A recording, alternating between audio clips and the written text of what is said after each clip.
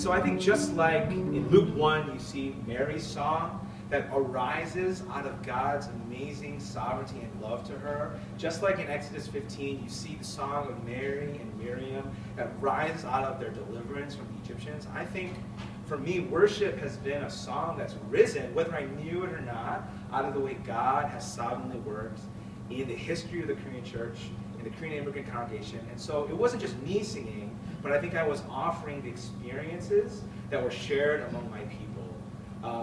The past 30 years of the Korean immigrant experience. So that's kind of the first stage of my journey. And I think the first stage of a lot of people's journeys is to say that God has given us cultural responses that are individual and cultural, that we respond to God.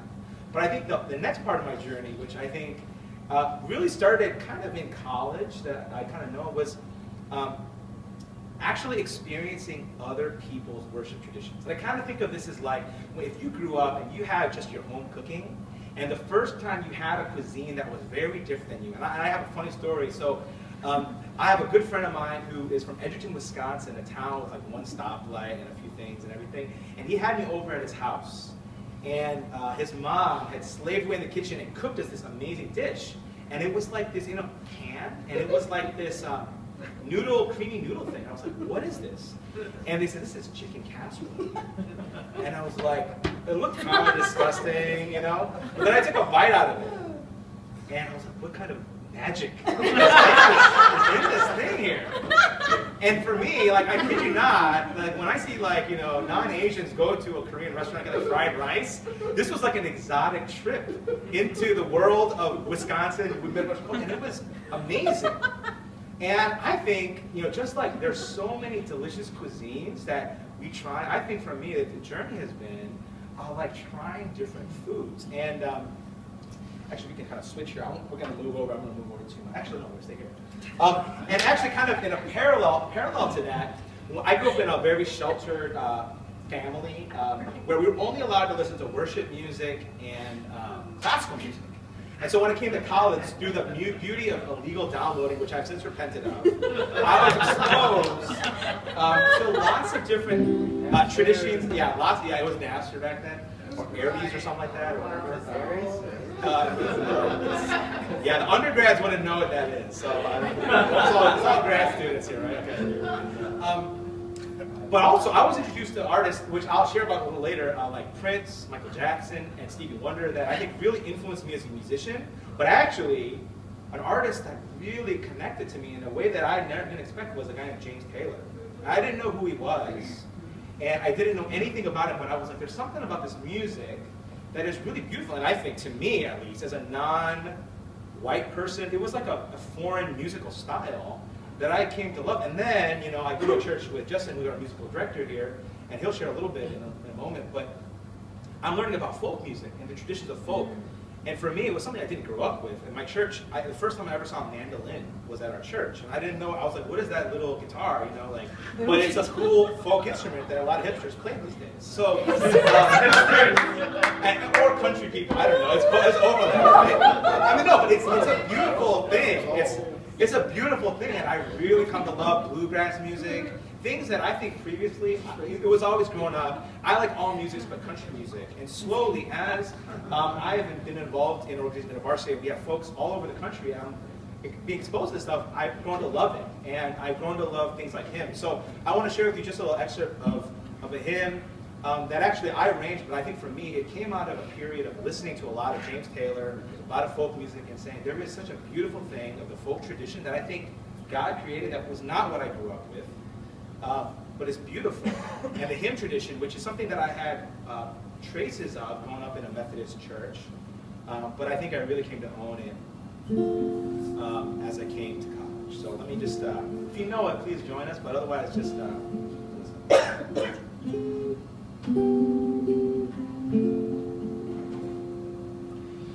This is my Father's world,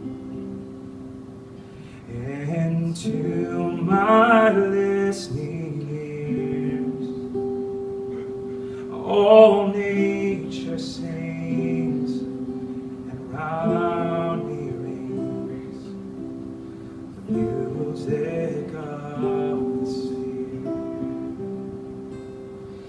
This is my Father's world. I rest me in the thought of rocks and trees, of skies and seas. His hand of wonders wrought.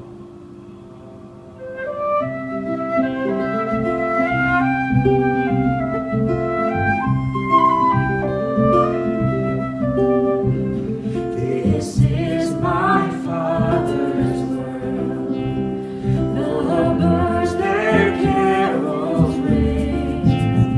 The morning light, the lily white, declares their Maker's praise. This is my Father's world. He shines in all that's fair. In the rustling grass, I hear him pass. He speaks to me every day. This is my Father's world. I walk a desert lane in a bright blaze. Sorry, guys. Glory, no.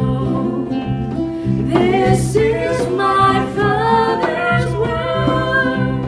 I wonder and may roam. What am I not? It matters not. My heart is still at home.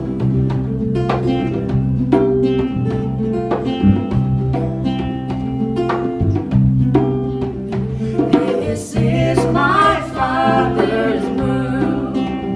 Oh, let me never forget that though the wrong seems off so strong, God is the ruler yet. This is my Father's world. Why should my heart be sad? The Lord is King, let the heavens ring. God reigns, let the earth be glad.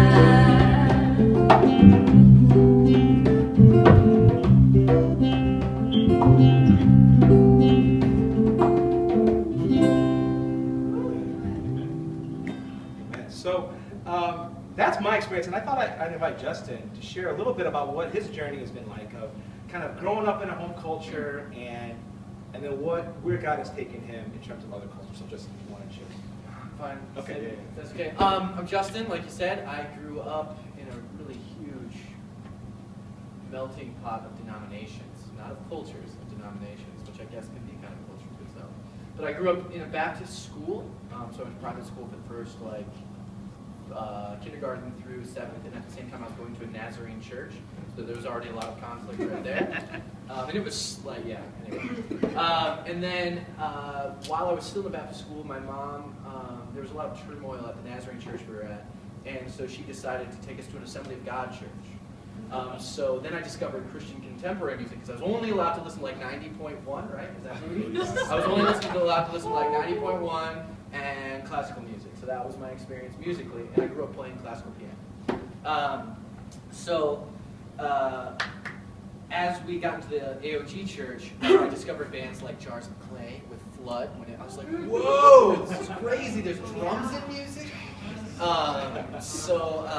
And then one of my teachers at the Baptist school found out that a couple students, I wasn't one of them, but found out a couple of the students went to see Jars of Clay. So we got an hour dissertation on how drums drop demons and stuff like that. So so it was very discouraged to listen to any Christian contemporary music. Then after that, we went to non-denominational church. While we were at the non-denominational church, it turned into a Vineyard church. Then we went back to the AOG church. And then during the summers, I stayed with my grandma, and she was Lutheran. And then my aunt on my mom's side, she was Catholic, and her brother was an archbishop. So we'd go to all these big So I just had this big melting pot of growing up with hymns, big time in the Nazarene church and Baptist school, and then being submerged into like what John was saying, like Hosanna, and then Andy's experience being in the Vineyard Church, being submerged in a lot of the Vineyard stuff, and then some old school traditions in the Catholic Church, and just a big melting pot of worship stuff. And then after that, I went out to Omaha, Nebraska, and was in a very diverse, large mega church in Omaha. And it was still an AOG church, and I got introduced to people like Kurt Franklin, people like that, and started getting a little bit of gospel in there. And that was a really fun experience. But fast forward to present day. I was never really aware of what I was experiencing. I just was experiencing. Does that make sense at all? Like, there was no awareness of it. So as I've been working with the pastors I'm working with now, and working with Andy, getting to know John, I don't know if you know this about Chicago, but of the 77 neighborhoods in Chicago, 66 of those 77 are 90% one ethnicity. But the neighborhood we're in, Edgewater, the one south of us, Uptown, and the one north of us, Rogers Park, those are the three most diverse neighborhoods in Chicago. So we have an interesting experience there. On Sundays, to be a true reflection of our neighborhood, and to have a true multi-ethnic worship service, I really have to get away from what I've gotten comfortable with. Because I've been in suburban churches my whole life, I'm used to now all the Hillsong stuff, and then the hipster worship of Gungor. Well, I know Gungor's written a lot of Israel tunes, but he's done a lot of, gospel stuff. But a lot of the Gungor stuff, All Sons and Daughters, I'm real comfortable with that stuff, it's my jam. So, but as we just started to grow a choir. We've got a group of people, and then there's some Spanish speaking people in my church. There's people with Asian backgrounds, and just trying to learn from Andy and from some other people in my community, how do I pay honor to people's backgrounds, to people's cultures? Because before I was ignorant to it, I didn't even understand, but now I actually have an understanding that there's more than how I experience worship. Does that make sense at all? There's everybody else's background is just as important as mine. And so I'm learning a lot, and it's a journey, I'm just beginning. And I'm excited about it, but it's also pretty scary for me. So yeah, I'm excited to see where we'll be as a church in a year from now.